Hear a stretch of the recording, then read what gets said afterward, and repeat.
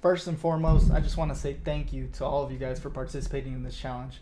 I'm going to be doing all three along with you guys, and in these videos, I'm basically going to be doing these every day to kind of talk about what I'm learning out of the book that I'm currently reading.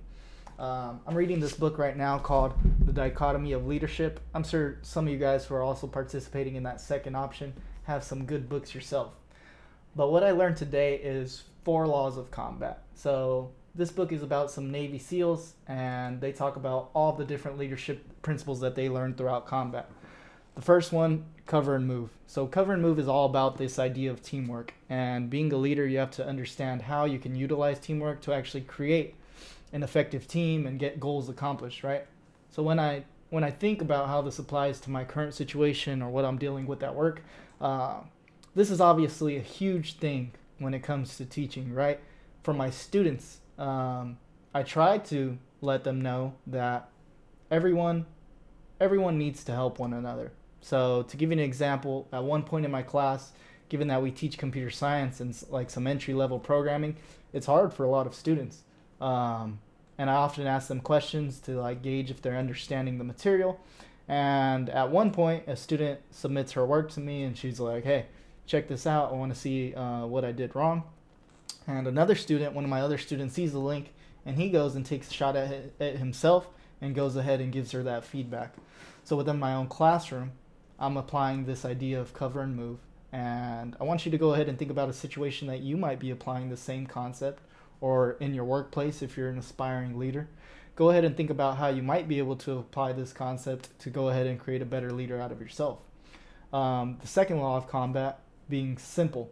So literally the word simple. And it's all about just what it sounds like, making things simple.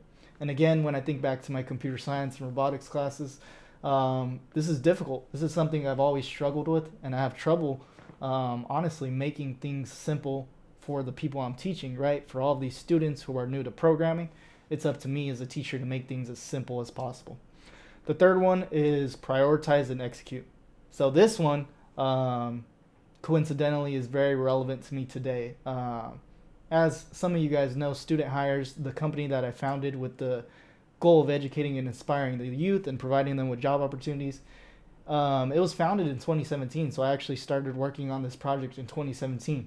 And despite all these ideas I've had, such as this challenge that you guys are participating in, it's been slow to come about. And that is partly due because I didn't prioritize what needed to be prioritized, right? You might get caught up in daily tasks throughout your day. You might get caught up, maybe even just speaking to someone on the phone, maybe interacting with the customer. You might get caught up in that situation and forget about the main tasks that you need to accomplish in the day. So in relation to this challenge, one of the objectives of this is to develop positive habits, right? Well, having this idea of prioritizing and executing on 3 simple tasks that you guys can accomplish, which I'm sure you chose one of these options, is what's ultimately going to lead to these lasting positive effects for you. And the last one, I have it written down on the board right there, is Decentralized Command. And in relation to my classroom, again, what I'm doing right now is an active effort to create Decentralized Command. And this is all about creating leaders underneath you. So within all of my students, I deal primarily with freshmen. I want all of my students to have leadership capabilities, despite the fact that they might not come in with those skills. It's up to me as a teacher to go ahead and do my best to work towards developing them. But let me know if any of those 4 laws of combat are relevant to something you're experiencing today. And I look forward to seeing you guys tomorrow, day 2.